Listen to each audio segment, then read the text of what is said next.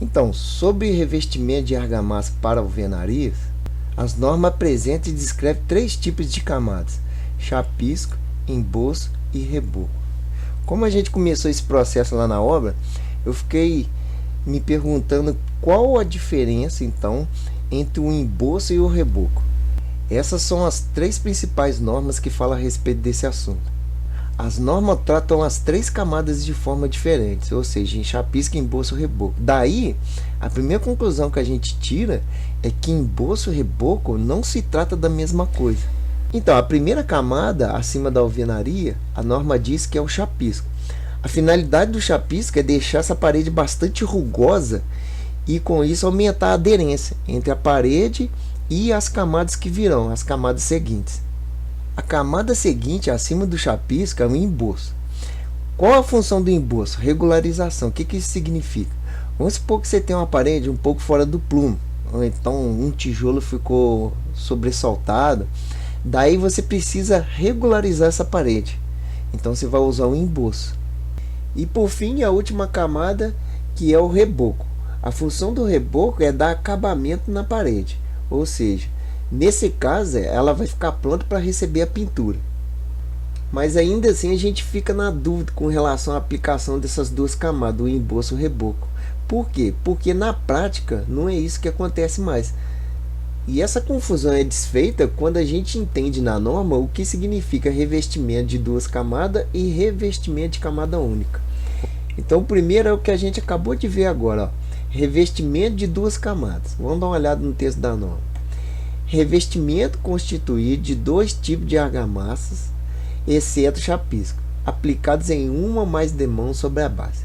Então, no nosso exemplo aí, a base é a alvenaria, exceto o chapisco. Tirando o chapisco, a gente teve aplicação de 2 tipos de argamassa. Uma, o emboço, e a segunda, o reboco. Nesse caso, a norma chama isso de revestimento de 2 camadas. Então, vou entender agora o que significa revestimento de camada única. Então, depois da alvenaria, a primeira camada é o chapisco. Após o chapisco, a gente tem o emboço. Nesse caso, o emboço, embora seja a camada cuja finalidade é a regularização, o emboço ele também vai receber o acabamento. Quando isso acontece, a gente está diante do que a norma chama de revestimento de camada única. Vamos dar uma olhada no texto da norma. Ó. Revestimento constituído de um único tipo de argamassa, exceto chapisco, aplicado em uma ou mais demãos sobre a base. Então eu tenho a base, que é a alvenaria, eu tenho exceto chapisco. Então, tirando o chapisco, eu tenho apenas um único tipo de argamassa, que nesse caso é um emboço. Então isso a norma chama de revestimento de camada única. E uma coisa tem que ficar clara: esses 2 conceitos independem da quantidade de demãos que são aplicados na parede. Olha o que a norma diz. Demão: cada uma das vezes em que se aplica a mesma argamassa em uma camada. Para isso, vamos dar uma olhada no exemplo novamente. Ó. Você fez o chapisco. Em seguida, você regularizou essa parede com emboço.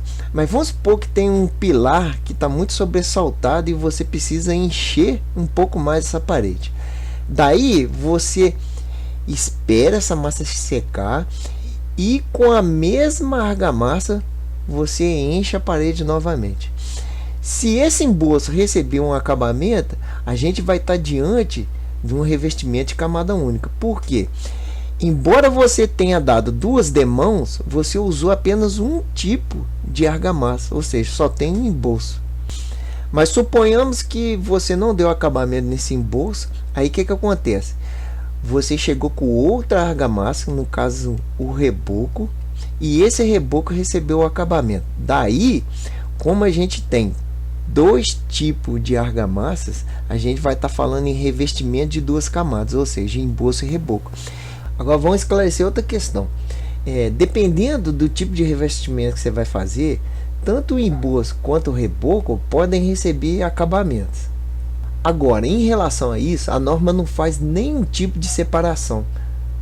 Ela diz o seguinte, ó, que esses acabamentos devem ser conforme especificado no projeto e feitos de acordo com a seção 10.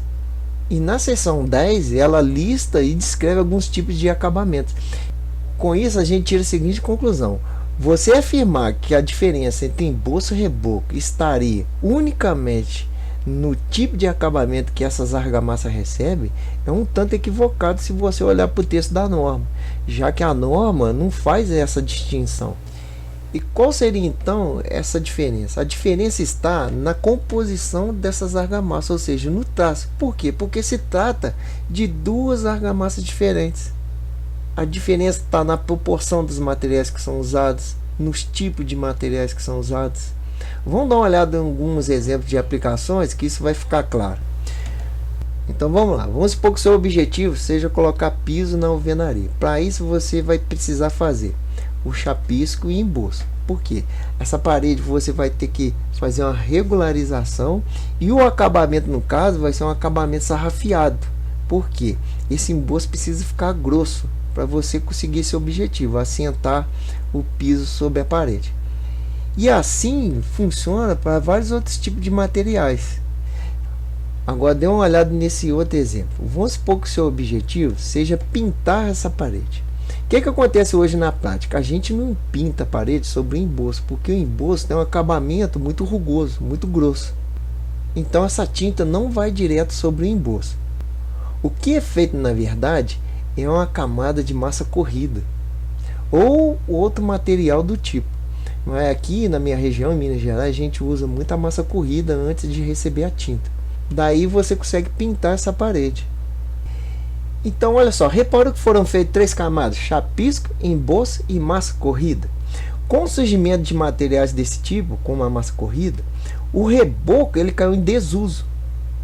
A norma não fala em massa corrida e nem que esses outros tipos de materiais surgiram na substituição do reboco, certo?